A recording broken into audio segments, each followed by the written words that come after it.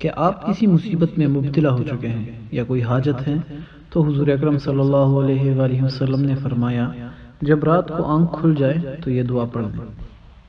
رسول اللہ صلی اللہ علیہ وآلہ وسلم نے فرمایا جس شخص کی رات کو آنکھ کھلے اور وہ یہ دعا پڑھے لا الہ الا اللہ وحدہ لا شریک لہ لہ الملک ولہ الحمد وهو على كل شيء قدير الحمد لله وسبحان الله ولا إله إلا الله والله أكبر ولا حول ولا قوة إلا بالله اللهم اغفر لي۔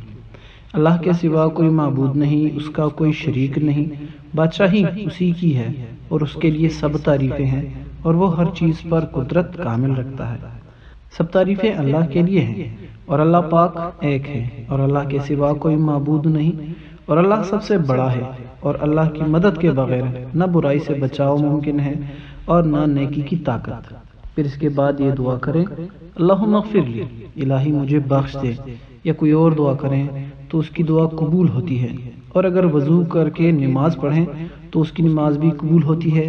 اللہ اللہ اس کی ضمانت دے کون رہا ہے، دونوں جہانوں کے سردار اور محبوب خدا، تو کیوں کر دعا قبول نہ ہوگی۔ عام طور پر ہم سب کا یہ مشاہدہ ہے کہ ہر شخص کسی نہ کسی غم، دکھ یا مسئلے کا شکار رہتا ہے۔ ان کے مسائل کا حل کیا ہے؟ اگر قرآن و سنت کا مطالعہ کیا جائے تو ہمیں ان مسائل کے بہت سے حل ملتے ہیں۔ مثال کے طور پر نبی پاک صلی اللہ علیہ وآلہ وسلم نے رات کے وقت آنکھ کھلنے پر ایک دعا سکھائی۔ یہ دنیا دارالعمل اور دکھوں کا عجیب و غریب گھر ہے، یہاں ہر کوئی کچھ غم جانا اور کچھ غم دوران کا شکار اور شاکی ہے۔ یہ دنیا مصیبتوں اور پریشانیوں اور غموں کا گھر ہے۔ بعض لوگ اولاد کی نافرمانی کی وجہ سے پریشان ہیں تو بعض خواتین اپنے خاوند کی بے راہ روی کے متعلق غمگین رہتی ہیں۔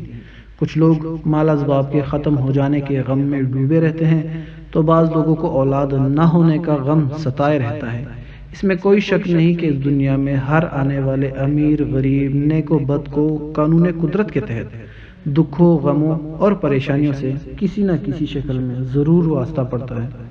اب یہاں سوال یہ پیدا ہوتا ہے کہ ان تمام تر مسائل اور پریشانیوں اور مصیبتوں کو جو انسان پر نازل ہو چکی ہیں یا آنے والی ہیں یا آ چکی ہیں، ان کا حل آخر ہے کیا؟ جب ہم شریعت کا غور کے ساتھ مطالعہ کرتے ہیں تو ہمیں وہاں سے تمام تر مصیبتوں، پریشانیوں اور دکھوں کے بہت سارے حل بھی مل جاتے ہیں۔ آخر وہ حل ہے کیا جو شریعت نے بتا دیا ہے؟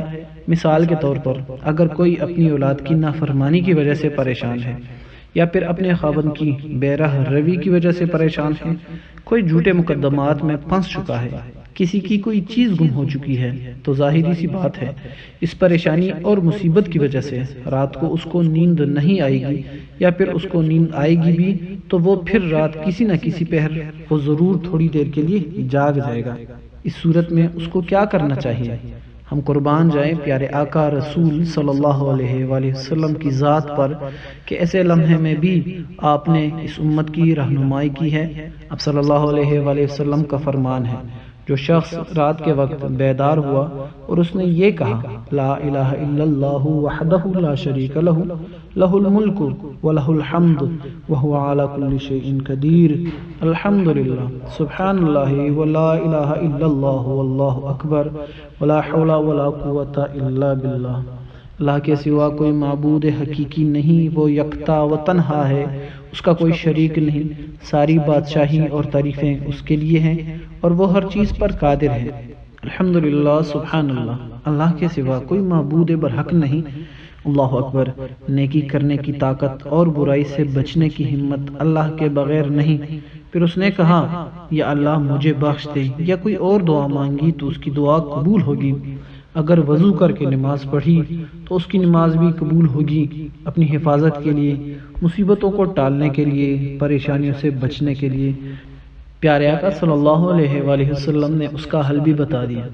پیارے آقا صلی اللہ علیہ وآلہ وسلم کو یہ معلوم تھا کہ میری امت میں سے کوئی فرد اپنی پریشانی مصیبت کی وجہ سے رات جاگا رہے گا، اس کو نیند نہیں آئے گی، تو ایسے موقع پر بھی ہمارے پیارے آقا صلی اللہ علیہ وآلہ وسلم نے ہمیں تنہا نہیں چھوڑا۔ ہم قربان جائیں آپ صلی اللہ علیہ وآلہ وسلم کی ذات پر کہ ان کو کس قدر اپنی امت کا خیال تھا۔ اتنی چھوٹی چھوٹی دعائیں ہیں، ہم یہ نہیں کرتے۔ اگر ہم بیمار ہو جائیں تو ہم ڈاکٹرز کے کہنے پر بہت ساری میڈیسنز کھاتے ہیں، دل بھی نہیں کرتا میڈیسنز کھانے کو، لیکن پھر بھی کھاتے ہیں کیونکہ بیماری کو کنٹرول کرنا ہے۔